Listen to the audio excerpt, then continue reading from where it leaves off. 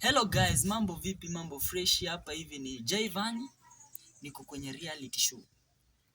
Leo nimekuletea msanii anaitwa Maningo, ambaye nilikuwa nimekuahidi the next interview nitakuja tujue the music yake, about the journey, at the same time ana handle aje hii the church fellowship wakati ambapo ni evangelist, at the same time ni musician. Alafu vile music inakuga na challenge, so nataka kuona huwa anatumia mbinu gani kumanage hizi area zote. So tuko na Maningo hapa, mwenyewe atajitambulisha, aseme ni nani, ametokea wapi, na ndio tukuje kwa jani. Usi close up, we are just there. Hello, vipi Maningo? Niko poa. Yes. Unaendelea?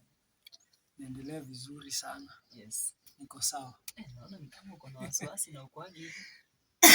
Ni kaoma tu venye unasikia Kaoma kwako kidogo. Okay. So mtazamaji anataka kujua Maningo ni nani, Maningo anafanya nini, Maningo ametokea wapi, na okay, Maningo ni nani, Maningo anafanya nini, na Maningo ametokea wapi? Maningo ni msanii. Najua katika ulingo wa artist watu wanasema usanii. Usanii imejumuishwa waimbaji, maactors, sijui ndio wale macomedians. Lakini katika ulingo wa Kristo ukitumia jina minister, yani mhudumu ama anayehudumia, so nitasema he is a gospel minister. Nyimbo za injili, nafanya nyimbo za injili, lakini kwa majina mwenyewe najulikana kama Hold on.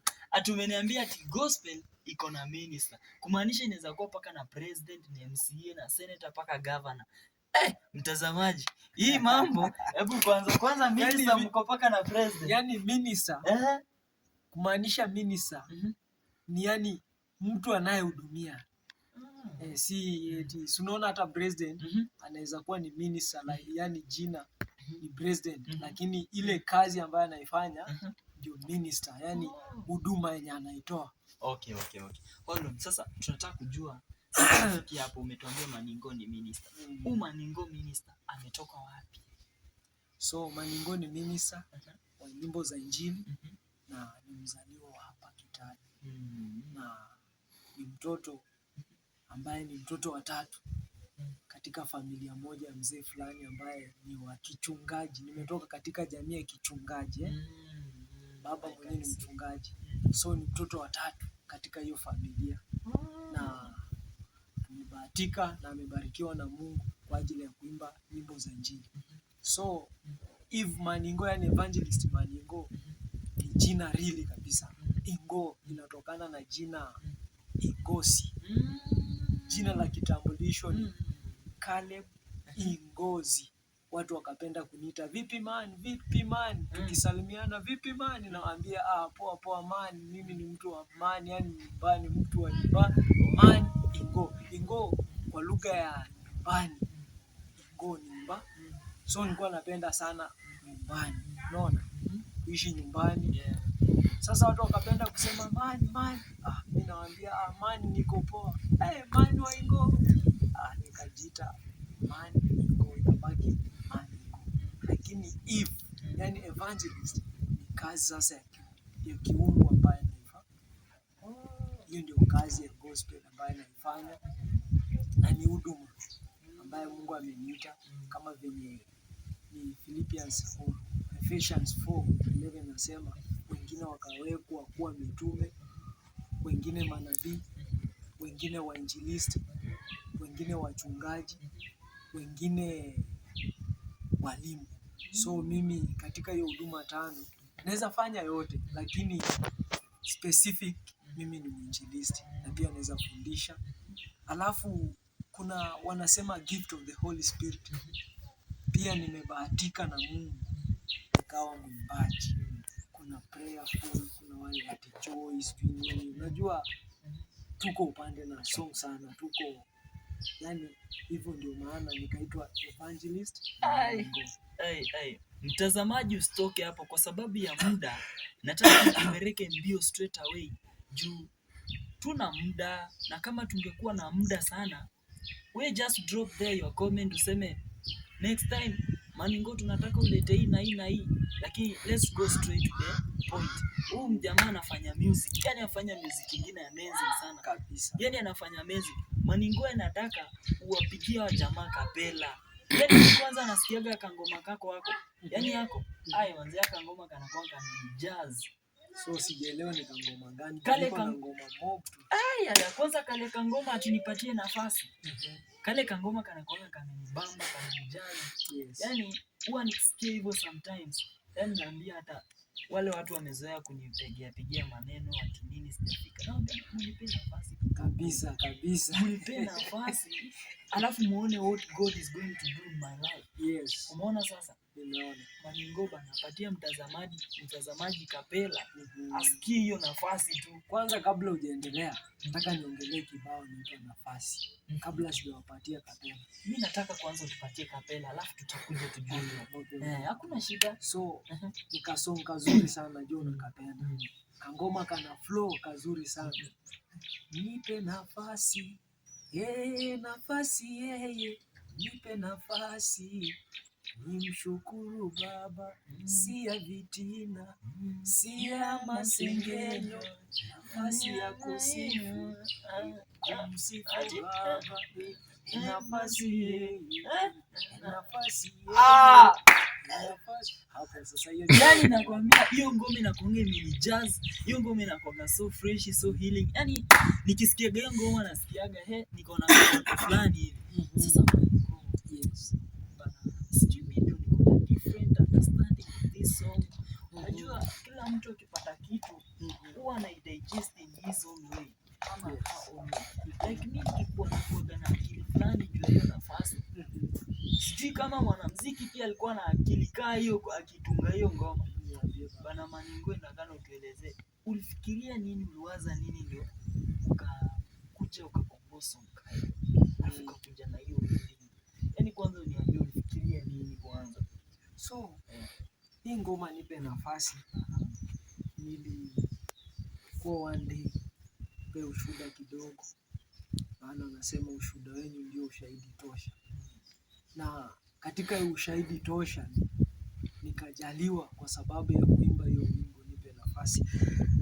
Sorry. Ilikuwa wakati ni mambo ya church tukiwa wadogo. Unafika kwa church watu wengi wamepitia hii hali, na mimi hapa nataka tunitie moyo kupitia hiyo wimbo nipe nafasi. Nilikuwa nataka niombe nafasi kwa sababu wakati tulikuwa tunafika kama church ama unafika katika sherehe fulani, unaweza kuwa unaona viti vimewekwa kwa sherehe. So wewe juu hata wewe haufai, unakuja unaondolewa pale kwenye kiti ili walete mtu anayefaa, anawekwa kwenye kiti. Ikifika hata wakati wa mlo, kuna watu wanaweza hata kukosa kupatia mlo, hata hiyo nafasi ya kupata hata kakitu kakuzuia hakuna. So katika kanisani ili nikaimba hii wimbo nipe nafasi, kuna watu ambaye juu katika uimbaji iko na changamoto moja. Watu wengi wameambiwa hawawezi, hawana vocal, hawajui kupanga mziki. So unaona saa zingine hata katika praise and worship ukishika mic, keyboardist anapiga vizuri, wewe unaenda hivi. So yule leader wa pale patala ya kukufundisha na kukuambia baada ya machachi kisha kuambie Bwana Maningo hawaimbi hivi, huku imba hivi, wanaimba hivi, anakuja kukukejeli na kukunyang'anya microphone, anakuambia wewe huwezi patikana kwa kuimba, umeimba vibaya. So ikawa inaniuma sana, ikawa hata pia mbele tu watu fulani wakubwa katika church, utakapokuwa ukiimba yani ni kama hujawabariki. Kwa sababu gani? Haujui kuimba.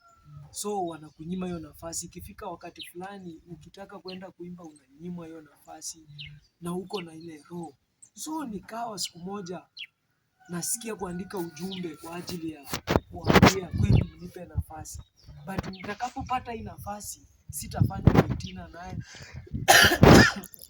sitasengenya naye, sitafanya makosa na hiyo nafasi. So nikawa namtia moyo, nitakapopata nafasi nipige tu good music. Ndio maana nikakwambia si ya fitina, si ya masengenyo, kwa sababu nafasi ni ya kumwimbia Mungu, kufanya kazi ya Mungu. Kwa sababu kuna watu wanachukua nafasi kama bwana JV, umechukua nafasi yako ukakuja hapa kwa ajili ya interview, lakini wende ikawa kuna mwingine achukui hiyo nafasi kuitumia vizuri, mwingine anafanya masengenyo. Akipata nafasi wamekaa venye tumekaa na wewe, ni kazi yao ni kusengenya watu, kazi yao ni kuongea watu. Kama ni wachungaji wakikutana, badala ya kuhimizana neno, ni kwa ajili ya kuongelea makanisa, venye makanisa igrow, washiriki venye watoi sadaka vizuri. So hiyo si nafasi poa. So nikaona ukipata nafasi fanya kazi ya Mungu katika roho. Ndiposa nikaandika wimbo nipeni nafasi. So na ndio maana nakutia moyo, kazi yoyote utakayofanya, ukipata tu nafasi ifanye vizuri kana kwamba hutawaifanya tena. Ndiposa nikaandika nipe nafasi. Mtazamaji, unapata kuna situation kwa life, unapata wale watu wenye wamepewa hiyo kiwango, hiyo kitengo kanisani, unapata mtu kijana ako na talent, lakini ile nafasi tu ya kumpatia kabisa, ile nafasi tuache wivu jamani. Kama wangenyima Rosmundo nafasi, Yes. Nani angelikuwa kwa hiyo nafasi? Kama wangenyima Christine Shusho, wangenyima vile waninyima Maningo hivi. You can imagine, sometimes tukue na utu. Unapata kuna mtu, yani it's so touchable. Unapata kuna mtu bana, huyu anafaa kuwa kwa sehemu fulani, lakini kwa sababu huyu ako na hii muonekano fulani, kweli binadamu saa zingine tunakuwa aje? Tupatiane nafasi vile inafaa Kabisa. Unapata mtu, yani ana zile qualities kabisa za kukua mahali fulani, lakini juu huyu ako na udhaifu na ako na hizo qualities, hawezi pewa bana. Mungu ametupea gifts tofauti tofauti. Wewe umepewa gift ya kufunzwa, pea nafasi ukafunzwe. Umepewa gift ya kuimba, patia watu nafasi waimbe. Si eti because wewe umepewa, na wote tumepewa gift zote tofauti tofauti. Tafadhali wale wakubwa mnakuanga kanisani tu, hii si ati ninawachomea, hapana. Tupatiane nafasi kila mtu.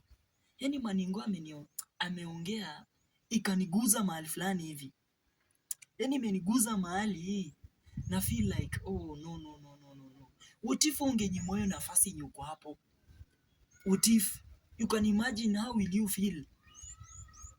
Yani hii Maningo, lakini yes. God has a purpose. Kabisa, Mungu ana makusudi. Walikunyima nafasi, wakakunyima, lakini Mungu ni mtaji. Kabisa. Alikupatia nafasi ikakuwa so open. Yani saizi you're so proud. Saizi kila mtu anatamani, si hata Maningo akuje tu sasa tumpe nafasi. Lakini hiyo muda unapata huko mwanzo injili unafaa kwenda kueneza injili sehemu tofauti kabisa. Wacha Mwenyezi Mungu akubariki.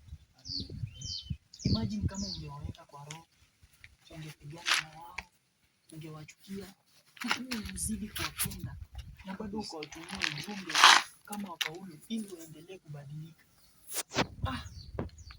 By the way, hata saa hii wale ambao walininyima ile nafasi hapo awali, ndio sasa saa hii wanahitaji niende niimbe kwenye kanisa zao, wananipigia simu, lakini Biblia inasema usilipishe. Huwa naenda na nawabariki, na Mungu ni mwaminifu. Nashukuru sana. Mtazamaji, usitoke pale, endelea kuwa in touch kabisa. Yani show imekuwa moto, imekuwa so healing. Yani vile na feel hivi manze, na feel uwepo fulani, na feel kukua encouraged kabisa. Yani nakwambia hii show imekuwa show ya baraka kabisa kwangu. Manze imekuwa amazing. Na kama kuna msanii pale anaangushwa, anaamushwa, yani anaanguka, anajaribu kutafuta nafasi, anakosa nini, wewe usi give up. Kama Maningo ako hivi saa hizi paka ni evangelist na alikuwa ananyimwa nafasi, we ni nani? Continue knock. Na sasa ngoja kwanza, nimeona hapa comment inasema kwamba Maningo mimi ni msanii, niko na talent, but nitafanya aje hata wakati mwingine sifiki studio nini, sijui kuenda kwa beats, sijui nitafanyaje Maningo. How will I do so that I can be somewhere like you? How can I do? Yule ndugu au dada ambaye anasema hivyo, kuna watu wengi kama mimi niliambiwa sijui kucheza kwa beat na nikawa nacheza kwa beat. Kitu ambacho nilikifanya, number one, kama mwimbaji lazima ufanye kitu inaitwa mazoezi katika nyimbo yako ambayo umeiandika.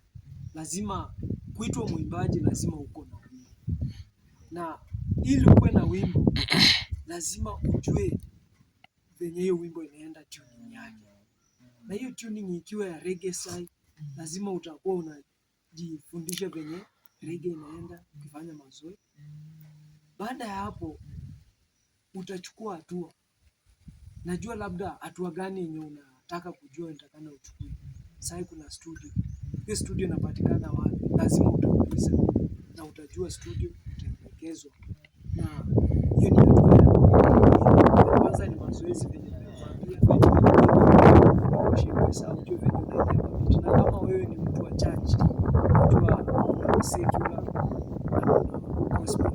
So kama unaenda church kila siku, wewe unaweza tafuta wazee wanaitwa pianist.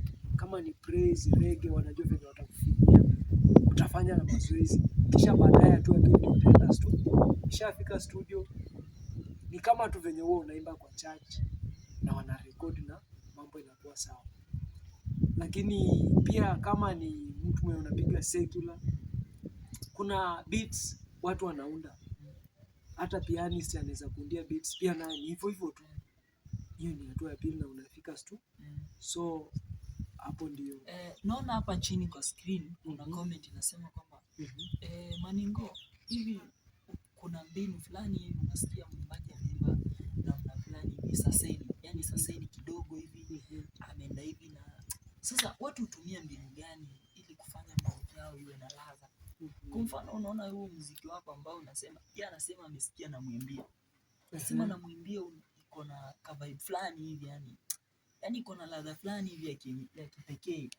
So mwanamuziki anakujaga aje na hiyo ladha fulani hivi ya saseni, yani saseni kama pale, yani hiyo saseni, yani kamuziki, yani ile sasa hiyo ndo sasa kwa nyinyi ndio waimbaji vizuri, ako ka kitu nafikiria unakaelewa. Sasa hapo ndio anajaribu kuzungumzia kwenye comment.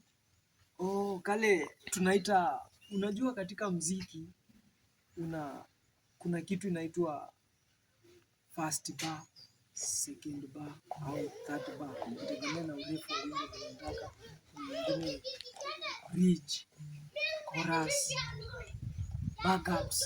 Sasa kale unaona, so kuna vitu ambayo baada ya kufanya mazoezi, hiyo ni vitu tunaita venye vinaboresha wimbo, kuweka ladha yake ambayo tunaita backups. So baada ya kuandika ile wimbo, we mwenyewe utaona hii wimbo inahitaji ladha fulani ambayo watu wanasema kuipika. Yani kuipika, uweke ladha, ujue haijatosha hivi na hivi. Hizo ndio sasa utamu ambayo unaweka. Kuna vitu kama wind sounds, vitu kama hiyo. So kama msanii lazima ujue hizo vitu vinakaje katika song ndiposa uweke. Na ukisha kuiweka unaipiga, baadaye utaisikiza, alafu pia unaona haijatosha, utaongeza hizo labda ma wind sounds, uongeze zile backups, uweke ile bridge, vitu inakuwa kali. Natumai hapo umegundua. Sasa kuna mwingine hapa anasema Maningo, kuna hizi watu wengine wanasema sijui tunalala kupata muziki, sijui wengine wanasema hivi, lakini mimi hata lala tu fufu, napata tu ndoto za kawaida, nipumzike, lakini mimi labda nitumie ubunifu. Sasa yeye anajiuliza kwamba sasa hii ati muziki umelala, umeota, so how comes na ingine ati, na mimi naona hata nikilala, anaona tu akilala atalala tu aote ndoto za kawaida na amke asubuhi. Sasa wewe unatumianga ubunifu ama zinakuja kama maono ama zinakuja, yani nyimbo zako unazipata? Umesema mambo na kulala, unaota ndoto. So katika mziki, mimi mwenyewe nime experience mambo ambayo unaongea. Katika mziki, kupitia mziki, hasa mimi Evangelist Maningo, kupitia mziki ni talanta kwanza, iko ndani. Nimezaliwa na mziki. Ukiwa unaimba mziki from Sunday school, tokea uwe nyumbani, hata kama uendi church, unasikia. One day nilikuwa napenda kusikiza sana music kitambo. Nikawa naambia mamangu, katika maisha nahitaji kuwa mwanamuziki kama fulani ambaye namsikia katika redio. Na kutokea hapo nilipopenda mziki, nikaanza kusikia mwito wa kuandika mziki. Number one, naweza angalia hali. Hasa gospel kwanza nilikuwa number one, naweza sikia mziki, naweza sikia kupitia injili ambayo imehubiriwa na niandike mziki. Number two, naweza sikia watu wakiongelea story fulani. Huo sawa ni ubunifu. Yeah, Hizo zote zinaambatana. Number three, naweza lala nikaonyeshwa na Mungu niko nahudumia mahali muziki fulani. Hasa mimi mwenyewe nimepata nyimbo mingi kupitia ndoto tu. Ninaonyeshwa naimba mahali. Nitakapostuka ninaanza kuimba huo wimbo nikiwa na recording na record au niuandike. So pia ni ndoto pale. Unaona? Number 3, unaangalia hali tu ya muziki penye maeneo inakaa na ile hali inakaa na unaandika muziki. So muziki inaenda tu hivyo ikiwa ndani yako. So kuna mwingine hapa anasema kwamba Maningo, mimi hata siwezi andika muziki. Nikisema niandike,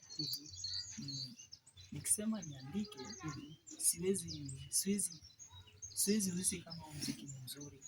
Lakini nikiimba naweza uimba mfululizo, lakini baada ya siku 2-3 muziki huisha. Tena nitakumbuka mwingine ambao muziki nzuri zaidi yake. So nitafanya aje ili nisiwe sawa muziki na mimi kuandika kumenishinda kabisa. So kitu ambacho naweza muadvise, kwa sababu kuandika ilimshinda na huwa anaisahau.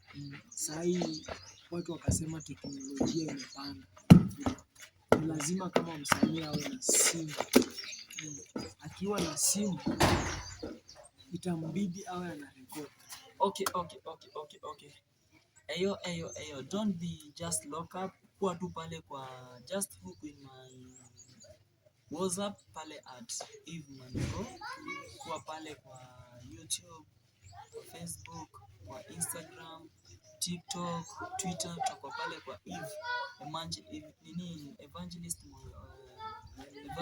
Maningo. Unajua tumezoana sana na Mwangaza.